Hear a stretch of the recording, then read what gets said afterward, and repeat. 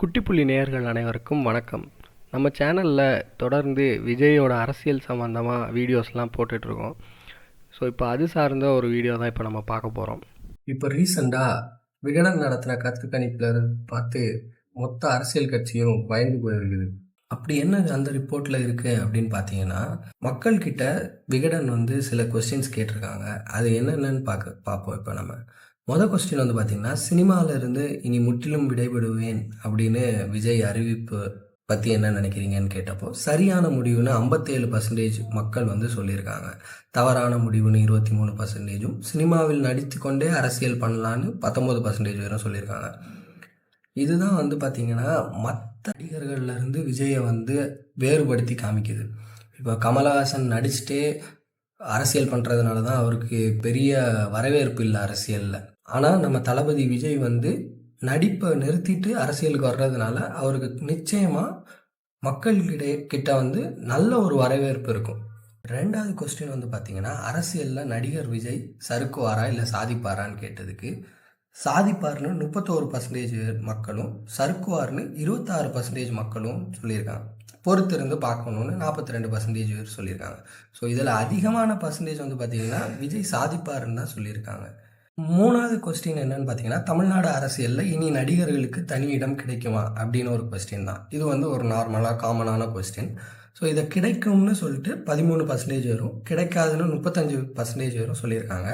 விஜய் அரசியலில் செயல்படுறதை பொறுத்து தான் இது தீர்மானிக்கப்படும்னு 50% பேர் சொல்லியிருக்காங்க.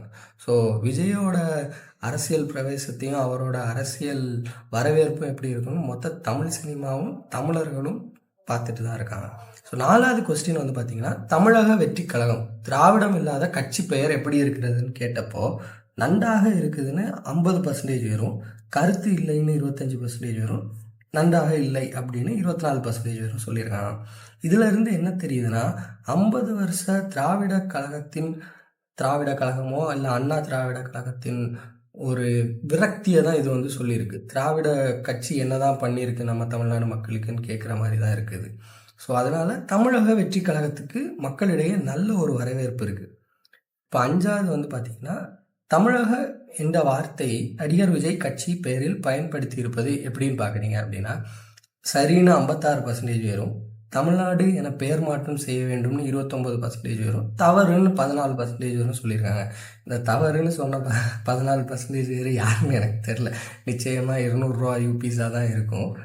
ஏன்னா பார்த்தீங்கன்னா, தமிழகம் தமிழர்கள் இருக்கும் இடம் தமிழ் அகம் அப்படின்றது தான் அந்த வார்த்தையின் பொருள். இதில் எந்த தவறும் இல்லைன்னு மக்கள் தீர்மானிச்சிருக்காங்க. மக்களின் தீர்ப்பே மகேஸ்வரின் தீர்ப்புன்னு சொல்லுவாங்க. ஸோ அதே மாதிரி தான் இது.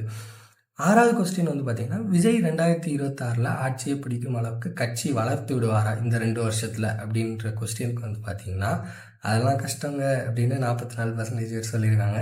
அரசியல் செயல்பாடுகளை வைத்து தான் சொல்ல முடியும்னு 38% பேர் சொல்லியிருக்காங்க. நிச்சயம் வளர்ந்து விடுவார்னு 17% சொல்லியிருக்காங்க.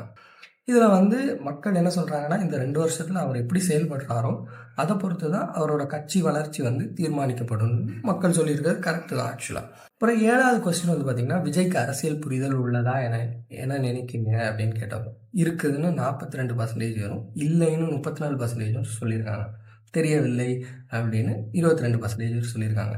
ஸோ மக்கள் என்ன நினைக்கிறாங்க அப்படின்னா, தலைவர் விஜய்க்கு நல்ல ஒரு ஆழமான அரசியல் புரிதல் இருக்கு, அதை தெரிஞ்சுக்கிட்டு தான் அவர் இப்போ அரசியலில் குதிச்சிருக்காருன்னு எல்லாரும் நினைக்கிறாங்க.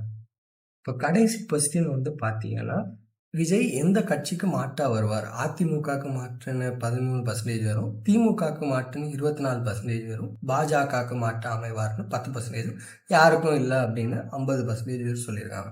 ஸோ இதுதான் இந்த விகடன் கருத்து கணிப்பில் வந்த ரிசல்ட்.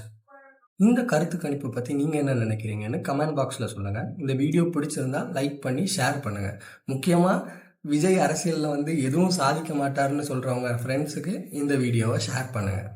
மேலும் தலைவர் விஜய் அரசியல் சம்மந்தப்பட்ட அப்டேட்ஸ்க்கு குட்டிப்புலி கூட்டம் சேனலை சப்ஸ்கிரைப் பண்ணிக்கோங்க.